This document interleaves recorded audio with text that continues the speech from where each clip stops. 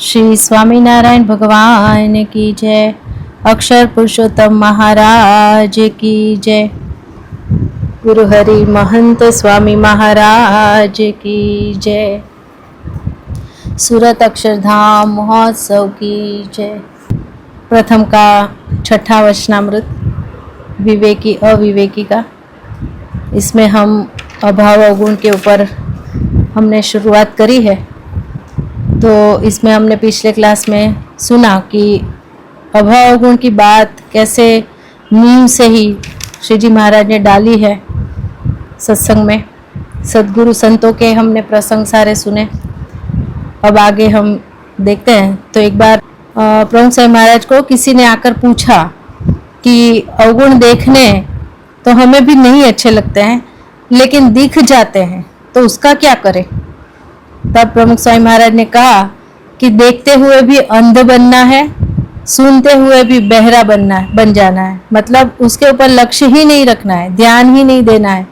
दूसरी एक बात भी प्रमुख स्वामी महाराज कहा करते थे कि किसान का दृष्टांत देकर कि किसान है वह कैसे आगे आगे बीज बोते जाता है और पीछे पीछे अगर कोई तोड़ते जाए, मतलब कि बीज बोने के बाद उसके ऊपर कोई रोलर घुमा दे तो वह बीज कभी उगेगा ही नहीं।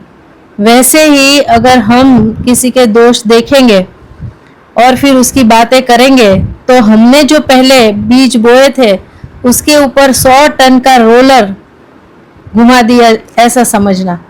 मतलब सारी मेहनत के ऊपर पानी फेर देते हैं हम, ये अभाव गुण दोष दृष्टि रखकर। तो हरिचरित्रामृत सागर है, आधारानंद स्वामी लिखित पद्य ग्रंथ है। तो उसमें बहुत विस्तृत ग्रंथ है, मतलब इतने बड़े उसके भाग है एक एक। हमने दादर मंदिर में एक बार प्रत्यक्ष देखे थे। मतलब एक 6 फुट का इंसान खड़ा हो ना, उतने ग्रंथ है, एक के ऊपर एक पार्ट रखे थे उसके। तो इतने बड़े झाड़े झाड़े और पूरा एक 6 फीट का उसका थप्पी लग जाए, इतना बड़ा ग्रंथ लिखा हुआ है। उसमें से श्री जी महाराज के उपदेशों को संकलित करके एक ग्रंथ तैयार किया, वचनामृत जैसा ही है, पुरुषोत्तम बोलिया प्रीते। इस ग्रंथ में भी श्री जी महाराज ने अभाव गुण के प्रति अपनी जो अरुचि दर्शाई है, उसके कितने सारे इसमें उपदेशामृत लिखे गए हैं। तो उसमें से हम कोई कोई देखते हैं। तो उसमें श्री जी महाराज कहते हैं कि हरिभक्त होकर हरिभक्त के कोई दोष बोले उसके समान कोई पापी नहीं। ये वाक्य श्री जी महाराज ने वहाँ रखा है। फिर श्री जी महाराज कहते हैं कि एक ही दिन के लिए कोई साधु या कोई हरिभक्त दीक्षा लेता है या सत्संग में आता है, एक ही दिन के लिए, हाँ, और फिर वो सत्संग से चला जाता है। मतलब आज दीक्षा ली और कल निकल दिया। तो श्री जी महाराज कहते हैं कि उसका भी कोई रंच जितना भी अवगुण दोष ले तो कोटि कल्प तक सत्संग किया हो तो भी वह नष्ट हो जाता है। मतलब हमने नाश हो जाता है। जो मतलब कितना बड़ा नुकसान किया हमने, कितने कल्प से, एक जन्म नहीं, कल्प, एक कल्प में कुछ 8 अरब 64 करोड़ वर्ष आते हैं। ऐसे कई कल्प, कोटि कल्प, और कोटि कल्प ने हमने जो भी सुकृत किया है, जो भी सत्संग किया है, वह सब नष्ट हो जाता है। तो यह समझाते हुए मोहन स्वामी महाराज कहते हैं कि हम एक बार सूरत से भरूच के बीच में किसी की फैक्ट्री में पधरावनी के लिए गए थे। तो वो फैक्ट्री बहुत बड़ी और कंटिन्यूस ट्रकों का आना जाना, ट्रक भर भर के सामान आता था और वो प्रोडक्ट तैयार होके बाहर डिस्पैच होता था। कंटिन्यूस ट्रकों का आना जाना चालू था। तो मोहन स्वामी महाराज कहते हैं कि हम तो ये देखकर सोचते ही रह गए कि ये कितना बड़ा बिजनेस होगा, करोड़ों का टर्नओवर होगा इस कंपनी का, जिस तरह से ये माल आ जा रहा है। फिर कहते हैं हम ऑफिस में गए, उनके जो मेन थे उनके साथ बैठे, बातचीत हुई। बातचीत से पता चला कि हर महीने 15 लाख की खोट जा रही है, नुकसान होकर ये फैक्ट्री चल रही है। तो मोहन स्वामी महाराज ये दृष्टांत देकर कहते हैं कि हमारा भी ऐसा ही है कि हम भी सेवा करते हैं, भक्ति, तप, व्रत सब कुछ बहुत भरपूर कर रहे हैं। इतना कुछ करते हुए भी खोट का धंधा हो तो इसकी वजह क्या है? अभाव अवगुण। सत्संग में अभाव अवगुण ये इसके जैसा ही है, जो ये ट्रकों में भर भर के सामान आ रहा था फिर भी 15 लाख का नुकसान हर महीने, तो ये भी ऐसा ही है। अभाव अवगुण की वजह से ही कोटि कल्प से जो भी कुछ मोक्ष के लिए हमने किया वह सब नाश हो जाता है। फिर कहते हैं कि भगवदीय का अवगुण ना आए तो करोड़ तीर्थ हो चुके।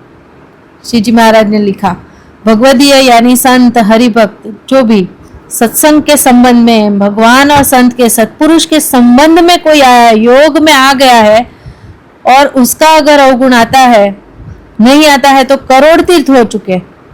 यानी अब खाली 68 तीर्थ करने जाना हो तो कितना कष्ट उठाना पड़ता है, कितने पैसों का खर्च हो जाता है। लेकिन ये तो एक पैसे का भी खर्च नहीं, बिना खर्चे के हम करोड़ तीर्थ का पुण्य कमा सकते हैं खाली दिव्य देखकर, अवगुण ना ले तो हरिभक्त कितना, मतलब ये हमको सोचना है कि ये कितना नफे वाला काम है और नुकसान वाला भी है। अब हमारे हाथ में है कि हमें कितने होश से सत्संग में रहना है। तो हरिभक्त का अभाव लेने से जो दोष लगता है वैसा तो काम, क्रोध, लोभ से भी नहीं लगता। यह भी पुरुषोत्तम बोलिया प्रीते में श्री जी महाराज ने कहा कि उनके अभाव, हरिभक्त का अभाव लेने से जो दोष लगता है वैसा तो काम, क्रोध, लोभ से भी नहीं लगता। मतलब बाकी स्वभावों से भी ज्यादा नुकसान हमें अभाव गुण लेने से हो रहा है। मोहन साई महाराज इस वाक्य पर निरूपण करते हुए कहते हैं कि इसलिए कभी भी अवगुणों को न पढ़े, किसी के भी अवगुणों को अगर दिखे तो तत्काल क्षमा देना, क्योंकि अगर नहीं क्षमाया उसी वक्त विचार करके, उनके गुणों का विचार करके, उनकी दिव्यता, उनके कार्य का, क्रियाओं का, अगर हम नहीं उसी वक्त ये सब विचार करके उसे नहीं क्षमाया अभाव गुण को, तो महंत साई महाराज कहते हैं कि उसके झाड़ हो जाते हैं। मतलब शुरुआत में बीज है, बीज में से ही हमको उनके अभाव गुण दिख रहे हैं, फिर धीरे धीरे वो बढ़ते बढ़ते बढ़ते वृक्ष, बड़े बड़े वृक्ष में वो परिवर्तित हो जाते हैं। फिर उनको हटाना हमारे अंतःकरण में से बहुत मुश्किल हो जाता है। तो बहुत ध्यानपना रखना है, बहुत होश रखना है, जागृतता रखनी है। योगी जी महाराज तो हमेशा सभा में कहते हैं कि गुणातीत बाग के कांटे का भी कभी अवगुण नहीं लेना है। मतलब ये सत्संग गुणातीत का सत्संग है और यहाँ आया है वह गुणातीत की मर्जी से ही आया है। भले ही वह अभी कांटे जैसा है, लेकिन आज नहीं तो कल उसका ये जो चुभने का स्वभाव है कांटे का, वह नष्ट हो जाएगा, उसकी धार घिस जाएगी सत्पुरुष के संग में रहने से। लेकिन हम अगर इस बात को मन में घूंटते रहेंगे ना कि ये तो कांटे जैसा है, ये तो कांटे जैसा है, तो वो तो फूल जैसा बन जाएगा, लेकिन हम कांटे जैसे बन जाएंगे। तो उसकी सत्संग करते करते उसकी तो नुकीली धार जो है वो घिस जाएगी, लेकिन हम धारदार चुभे ना ऐसे कांटे बन जाएंगे, हमको पता भी नहीं चलेगा। तो यहाँ बहुत होश जागृति की जरूरत है कि किसी का भी अवगुण हम ना ले बैठ जाए लेकर हमारे अंतःकरण में। फिर योगी जी महाराज ने योगी गीता में कहा है कि मुझे 50 साल हुए सत्संग में, कोई सत्संगी छोटे से छोटा हो, था थाबड़ा जैसा, मतलब एकदम लगर वगर बोलते हैं ना, हरिभक्त, एकदम गरीब हो, जो नया धोया ना हो, कितने दिनों से मैले मैले कपड़े पहने हो, एकदम वैसा हो, कुछ भी समझ में ना आता हो, कुछ उसको आता ही ना हो, तो भी योगी जी महाराज कहते हैं कि मुझे कभी उसका अवगुण नहीं आता। विरोधी हो तो भी कभी अवगुण नहीं आया। अब विरोधी का तो किसी को भी आएगा। सोचो आप, कोई हमको हमारी बात काट कर अपनी बात रखता है ना, तो हमें तुरंत मन में उसके प्रति कुभाव आ जाता है। लेकिन योगी जी महाराज कहते हैं कि हमें तो विरोधी का भी नहीं है, और इसके बहुत सारे प्रसंग हैं, वो कभी हम आगे आएंगे तभी लेंगे, लेकिन कभी विरोधी का भी अभाव नहीं आया।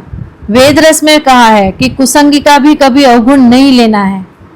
अब हमको विचार आएगा कि भाई सत्संगी का ना बोला है ना, हरिभक्त का अवगुण नहीं लेने की बात है, कुसंगी का तो आएगा ही। कोई दारू पीता है या कोई व्यभिचार करता है, कोई ऐसा आड़ा टेढ़ा व्यवहार करता है, कुसंग करता है, तो उसका तो अवगुण हमको आता ही है, लेकिन उसमें कहा है कि उसका भी अवगुण नहीं लेना है। क्यों?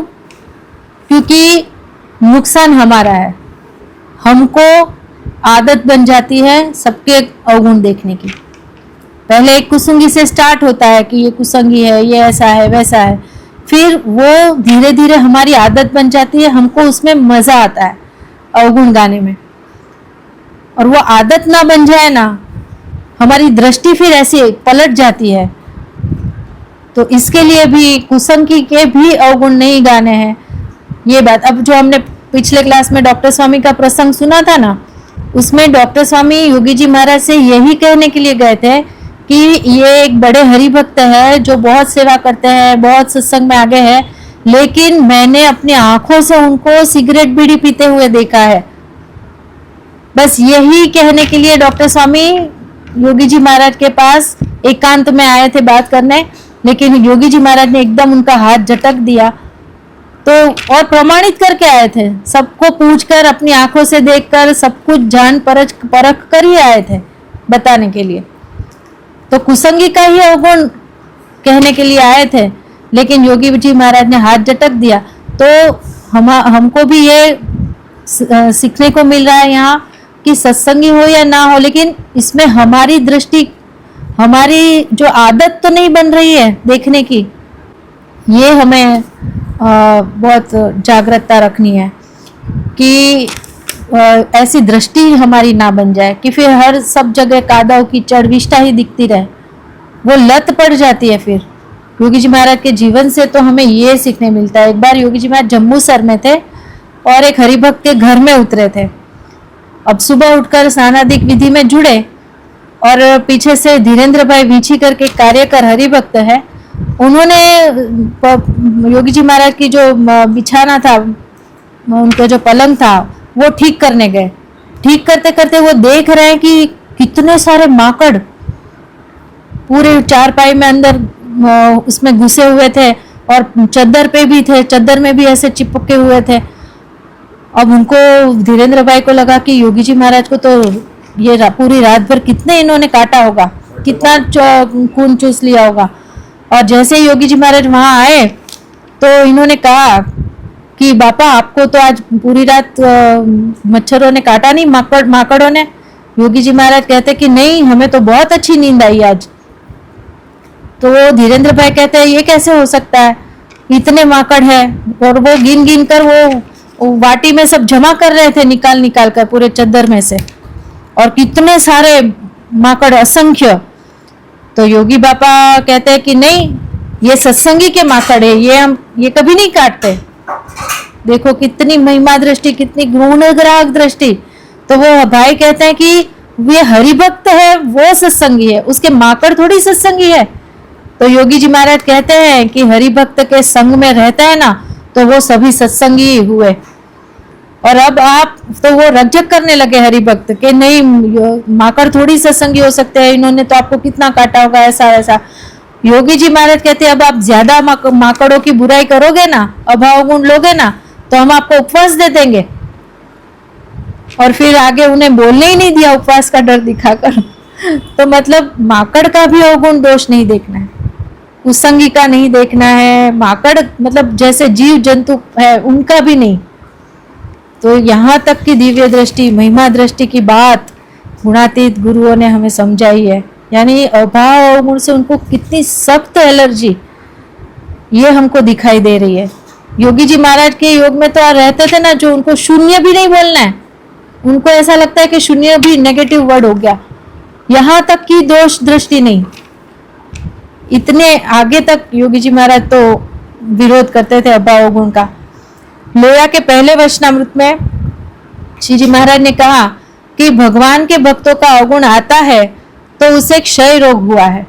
क्षय रोग यानी आज की टीबी की बीमारी पहले के समय में कैसी थी, उसका इलाज ही नहीं था। तो जिसे भी टीबी होती थी तो थोड़े ही समय में वो मर ही जाता था, बचता ही नहीं था। तो श्री जी महाराज ने यहाँ टीबी के साथ अभाव गुण को जोड़ा है कि अगर आपको अभाव गुण लेने में मजा आ रहा है तो समझना टीबी हुई है आपको, और आज नहीं तो कल ऊपर जाओगे सत्संग में से।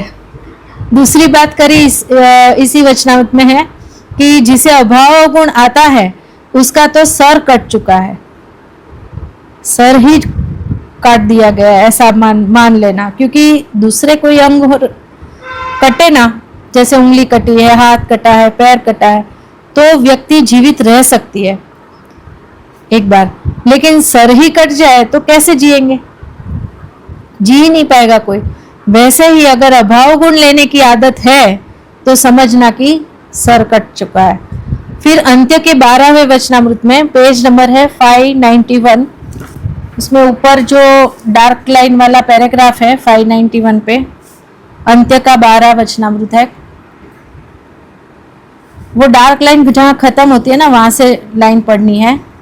तो इसमें श्री जी महाराज कहते हैं कि जो पुरुष भगवान के भक्त में दोष देखता हो वह कदाचित स्वयं को सत्संगी भक्त कहलाता हो, परंतु उसे हड़काए कुत्ते के समान समझना है। अभी हड़काया कुत्ता मतलब हिंदी में तो क्या उसको बोलते हैं पता नहीं। उसमें कैसा है कि जिसको वो रोग लागू पड़ा है, जिस श्वान को, कुत्ते को, अगर उसकी लाल भी, उसके मुंह की जो लाल होती है वो अगर किसी को टच हो जाए ना तो उसको भी वो बीमारी लगती है, और वो भी फिर कुत्ते की तरह ही भौंकता है, चिल्लाता है। जो जैसा कुत्ते का व्यवहार होता है ना वैसे ही वो भी व्यवहार करता है, और फिर थोड़े समय में वो मर जाता है। तो महाराज कहते हैं कि वो भी उसके जैसा ही बन जाता है।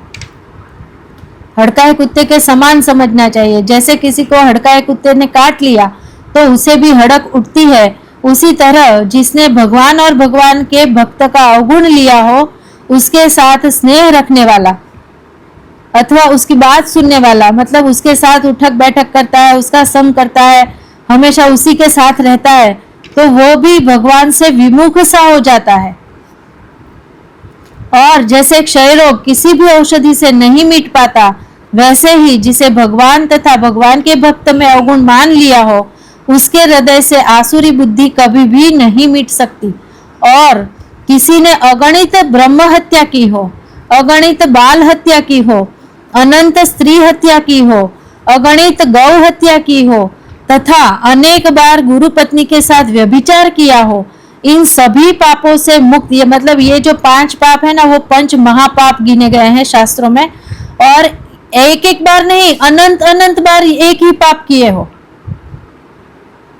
लेकिन महाराज कहते हैं उसका भी उपाय, उससे बचने का, वो पापों से मुक्त होने का उपाय शास्त्रों में बताया गया है। लेकिन भगवान तथा भगवान के भक्त के प्रति अवगुण देखने वाले के लिए उस पाप से छुटकारा पाने का उपाय किसी भी शास्त्र में नहीं बताया गया है। तो यहाँ पर क्यों इतना जोर दिया जा रहा है भावगुण की बातों के ऊपर, उसे बंद करने के लिए पूरा एक जुम्बेश चलाई गई है, क्रांति चलाई गई है BAPS में। इसका कारण यही है कि हम अक्षरधाम तक कोई पहुंच ही नहीं पा रहा है। क्यों? क्योंकि ये सब में ही अटक के जीव रह जाता है। परम ब्रह्म तक पहुंचने का मार्ग उसका बंद हो जाता है ये सब बातों की वजह से। इसलिए श्री जी महाराज ने स्वयं इस लोक में पधारे, अक्षर ब्रह्म को भी साथ में लेकर आए कि भाई इनके जैसा बनना है, अभाव अवगुण जिसमें कोई दोष ही नहीं है ब्रह्म में, और ऐसे ब्रह्मरूप होकर आप पर ब्रह्म तक पहुंच सकते हो। तो ये सिद्धांत के लिए ये अभाव गुण दोष ये भी कितना मायने रखता है ये हमको यहाँ समझ में आ रहा है। पुरुषोत्तम बोलिया प्रीते में ही श्री जी महाराज कहते हैं कि कोई हमारी सेवा करे और भक्तों के अवगुण गाए और दूसरों के अवगुण लेने का ही तान हो तो उसकी सेवा हमें वज्र के प्रहार जैसी लगती है। मतलब श्री जी महाराज कहते हैं कि एक तरफ तो वो हमारी सेवा कर रहा है, हमारी चरण सेवा कर रहा है, या हमारे भोजन थाल की सेवा कर रहा है, या हमारा भजन कर रहा है, सब कुछ आ गया उसमें, और दूसरी तरफ वो भक्तों के अवभाव गुण की भी बातें साथ में ही कर रहा है। तो महाराज कहते हैं कि वह वज्र प्रहार जैसी सेवा हमें लगती है। मतलब वो सर दबा रहा है या चरण प्रेम से ही दबा रहा है, लेकिन साथ में अवगुण भी भरे हैं, तो भगवान कहते हैं कि वो कोई लोखंड के हाथों से हमें मार रहा हो ना, ऐसा हमें लगता है। तो इमेजिन करो कि पैर दबा रहे हैं महंत स्वामी महाराज के, लेकिन उनको तो ये कोई लोखंड के हथौड़े से मार रहा है ऐसा लग रहा है। ऐसी सेवा हो रही है हमारी, अगर हम अभाव गुण से कर रहे हैं तो, लेकर कर रहे हैं तो। प्रथम के 28वें वचनामृत में, पेज नंबर है 49, इस वचनामृत में भी जो पहला ही पैराग्राफ है उसमें महाराज ने कहा, वचनामृत का टाइटल ही है अर्धदग्ध काष्ठ, यानी आधा जला हुआ लकड़ा, काष्ठ। तो इसमें भी महाराज कहते हैं कि जिस सत्संगी का सत्संग से पतन होने वाला हो उसमें असद वासना की वृद्धि होती है, तथा उसे सबसे पहले तो दिन प्रतिदिन सत्संगी मात्र के प्रति दोष भावना हो जाती है, और वह अपने हृदय में ऐसा समझता है कि सभी सत्संगी ना समझ है, उनको तो कुछ समझ में ही नहीं आता है, और केवल मैं ही हूं जो समझदार हूं। ये कितनी बड़ी बात है। देखो, हम सबको ही ऐसा लगता है कि सत्संग में सबको, किसी को कुछ समझ में ही नहीं आ रहा है, सब ना समझ है, और मुझे ही सब कुछ समझ में आ रहा है, मैं ही समझदार हूं। इस प्रकार वह सबसे अधिक अपने आप को ही महत्वपूर्ण समझता है। ऐसा व्यक्ति रात दिन अपने हृदय में स्वयं को हताश महसूस करता है, और दिन में किसी भी जगह चैन से बैठ नहीं पाता, और रात में सोए तो उसे नींद तक नहीं आती, तथा उसका क्रोध कभी मिटता ही नहीं, और आधे जले हुए काष्ठ की भांति उसका हृदय अर्धदग्ध रहा करता है।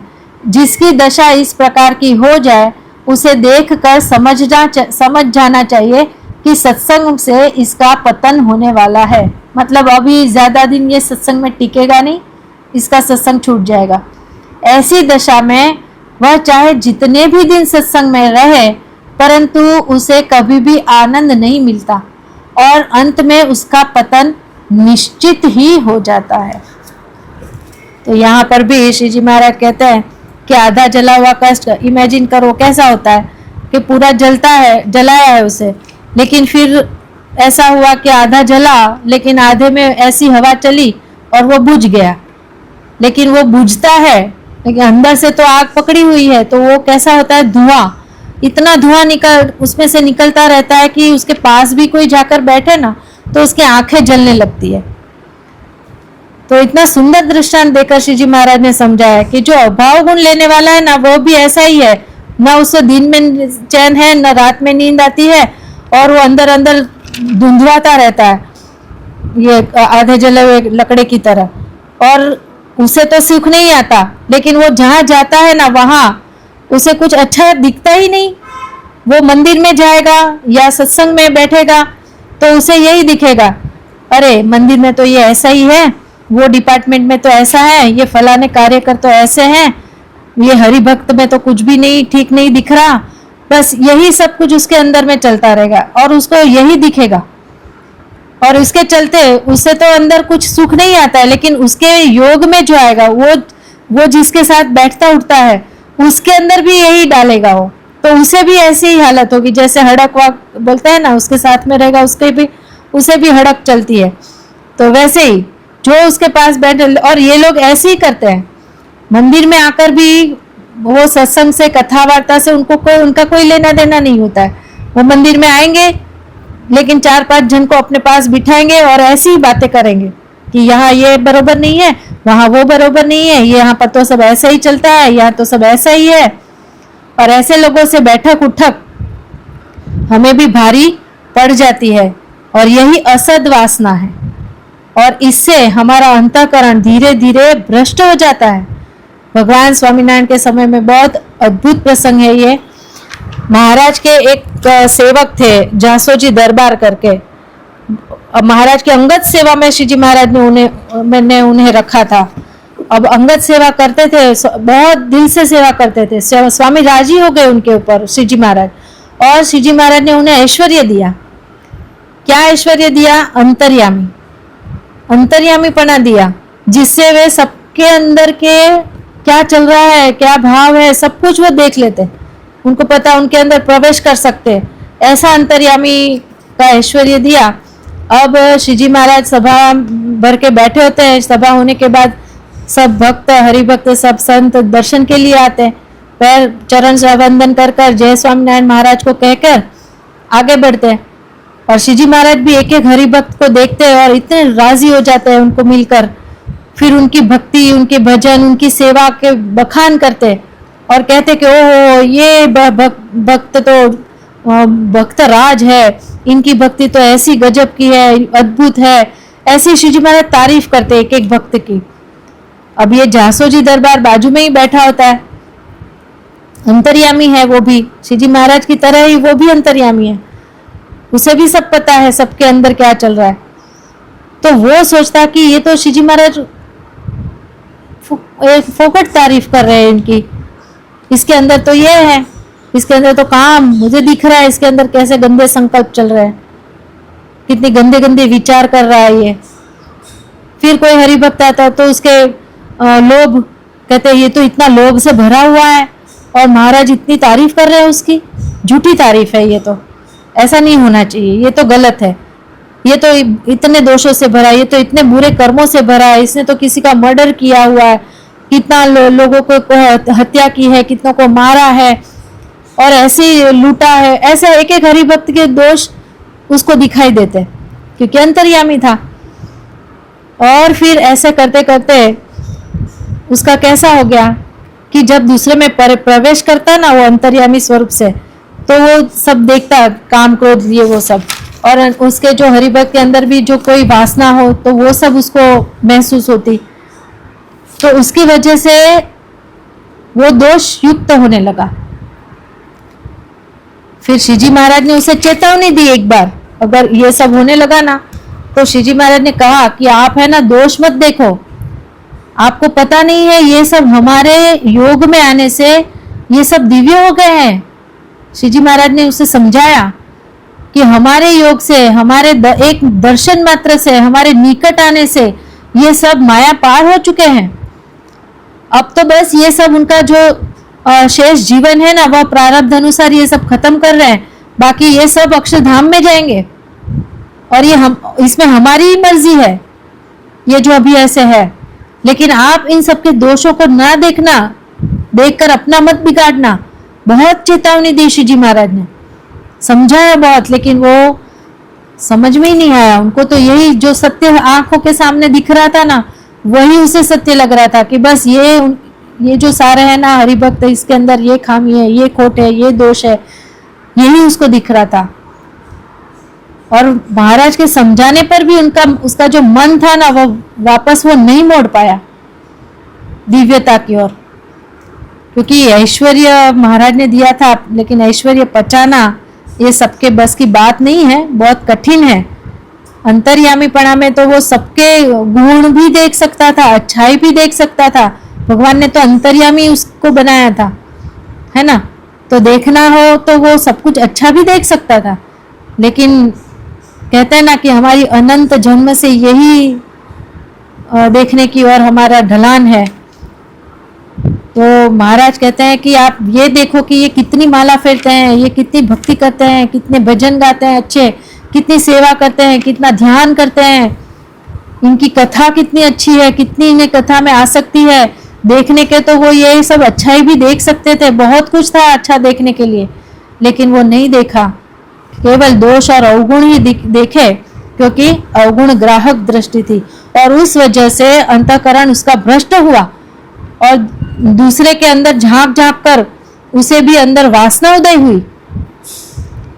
और श्री जी महाराज की सेवा अंत में उसी की छूट गई, छोड़ दी उसने सेवा, और फिर शादी कर ली। और बीवी भी श्री जी महाराज ने बहुत दया करी उसके ऊपर कि ऐसी बीवी दी ना कि जिसकी वजह से वो हैरान हो गया, दुखी हो गया, संसार का सुख भी नहीं ले पाया जीवन में। तो वो भी दया ही थी श्री जी महाराज की, क्योंकि वो चाहते थे कि ये फंसे ना, इसीलिए ऐसी पत्नी को उनसे मिलाया है। तो ऐसे श्री जी महाराज कहते हैं कि गुण ग्राहक अवगुण ग्राहक दृष्टि ही असद वासना है, और उसी से फिर इतर वासना के पूर्व हमारे अंदर प्रकट हो जाते हैं। तो कहते हैं कि जन अवगुण प्रभु जानत नहीं। अब भगवान है पर परब्रह्म है। श्री जी महाराज वो कहते हैं भगवान भी कभी किसी के भक्त के अवगुण नहीं देखते हैं। अब भगवान ही नहीं देखते तो हमें तो अधिकार ही नहीं है किसी के अवगुण देखने का। भगवान का तो अधिकार है, फिर भी वो नहीं देखते हैं। लेकिन हमें तो कोई अधिकार ही नहीं है, लेकिन हम सबके देखते हैं। अंत्य का 21वां वचनामृत है, पेज नंबर है 621।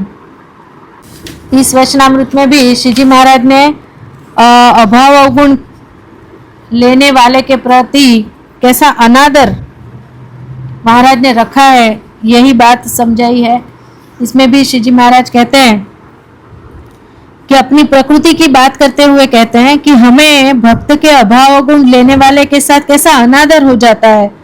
तो हमें भी इस तरफ थोड़ा विचार करने की जरूरत है कि गुणातीतानंद स्वामी ने कहा कि नित्य लाख रुपया लाए, मतलब रोज, नित्य रोज आकर मंदिर में लाख रुपया, मतलब वो तो गुणातीतानंद 250 साल पहले की बात है, आज के तो करोड़ समझो। स्वामी कहते हैं रोज आकर, एवरी डे कोई करोड़ों रुपया आकर मंदिर में रख के चला जाए, लेकिन बाहर निकल के सत्संगी का बुरा बोले, सत्पुरुष का बुरा बोले, तो वो मुझे पसंद नहीं। तो देखो, इतनी सेवा करता हो, लाखों करोड़ों रुपए रोज दान करके मंदिर में जाता हो, लेकिन संतों हरिभक्तों सत्संगी सत्पुरुष का कोई गलत बोले तो महाराज कहते, स्वामी कहते वो हमें पसंद नहीं। तो ये गुणातीत सत्पुरुष श्री जी महाराज की यह रुचि है। योगी जी महाराज कहते हैं कि सूरत भाव मतलब क्या, तो दूसरे की गलती दिखे ही ना, नजर में ही ना आए, ये सूरत भाव है। और हमें गलतियां ही दिखती है, पूरी अपोजिट आसुरी बुद्धि। डॉक्टर स्वामी तो हमेशा कहते हैं कि नेगेटिव बातों का भुक्का करके, मतलब चूरा पूरा पाउडर करके जमीन के अंदर खड्डा करके उसके गाड़ दो, क्योंकि हमारा डायरेक्शन भगवान के अक्षरधाम है, और उसमें अगर किसी के अभाव गुण दोष की तरफ हम मुड़ गए तो हमारा डायरेक्शन बदल जाएगा, अक्षरधाम के बदले माया की तरफ मुड़ जाएगा। योगी जी महाराज एक बार गोंडल में थे, तो एक हरिभक्त ने आकर पूछा कि स्वामी कोई जवाबदार व्यक्ति हो और हमें किसी कार्य में अपना सहकार ना देता हो तो क्या करे। तब तो फिर उसका अवगुण आएगा ही ना, क्योंकि वो सहकार नहीं दे रहा है, कार्य करना है, सेवा करनी है, लेकिन सहकार चाहिए वो ऊपर है, हेड है, और वही सहकार ना दे तो क्या करे। 3 बार योगी जी महाराज से पूछा, योगी जी महाराज ने कहा देगा ही, सहकार देगा ही, क्यों नहीं देगा। लेकिन तीसरी बार जब फिर से उसने पूछा तो योगी जी महाराज ने कहा कि सहकार ना देता हो तो छोड़ दो कार्य, माला फेरो, भजन करो, लेकिन अवगुण तो लेना ही नहीं है। मतलब कार्य को छोड़ना पड़े ना, या तो पेंडिंग रखना पड़े तो वो करो, वो रास्ता पसंद करो, कोई जल्दी नहीं है, लेट होगा तो चलेगा, या वो तो सत्पुरुष है, समर्थ है, किसी के भी द्वारा प्रवेश करके भी वो कार्य करवा लेंगे, हम ही वो कार्य करेंगे तो ही होगा, ऐसा नहीं है।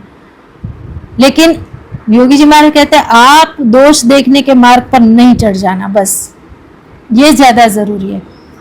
तो ये सिद्धांत है भगवान का, सत्पुरुष का, गुणातीत गुरुओं का, कि भगवान का भजन करना है, भक्ति करनी है, लेकिन अवगुण लेकर जीव को बिगाड़ना नहीं है।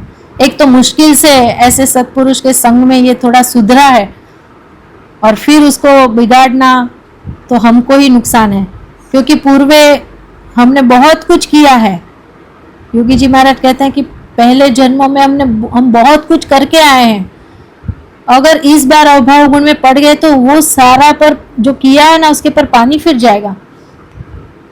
तो इसीलिए योगी जी महाराज ने कहा कि भाई कार्य छोड़ दो या उसको नजरअंदाज करो, लेकिन अभाव गुण का रास्ता तो पकड़ना ही नहीं है। तो भगवान और गुणातीत गुरु परंपरा को प्रार्थना करते हैं कि उन्हें इन सिद्धांतों को, उनके यह सिद्धांतों को हम अपने जीवन में आत्मसात कर सके। ऐसी बल, बुद्धि, शक्ति, समझ हमें समय समय पर प्रदान करें, जागृत रखें। यही श्री स्वामीनारायण भगवान के चरणों में प्रार्थना है। श्री स्वामीनारायण भगवान की जय।